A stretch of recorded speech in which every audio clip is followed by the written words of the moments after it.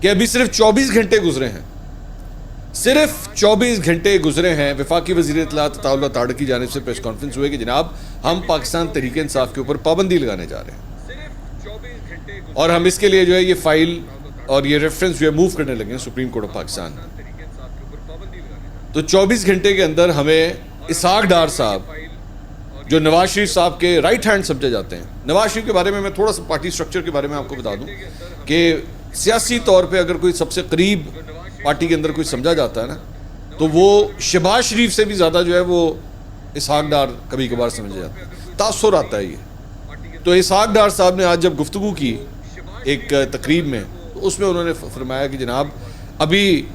فیصلہ نہیں ہوا ہے۔ انہوں نے کہا جی پی ٹی آئی کے خلاف ای سی بی کے پاس فورن فنڈنگ کے ثبوت ہیں، یہ حقیقت ہے، کوئی جھٹلا نہیں سکتا۔ الیکشن کمیشن نے اعلان کیا ہے کہ P T I foreign funding جماعت ہے، 9 مئی کا واقعہ قابل مذمت ہے، اس میں جو ملوث ہے اس کو سزا ملنی چاہیے۔ پی ٹی آئی پر پابندی سے متعلق ابھی فیصلہ نہیں ہوا۔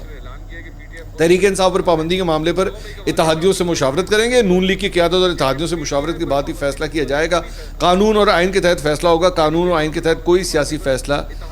نہیں، ماورا آئین اس کے خلاف جو ہے کوئی سیاسی فیصلہ نہیں کیا جائے گا۔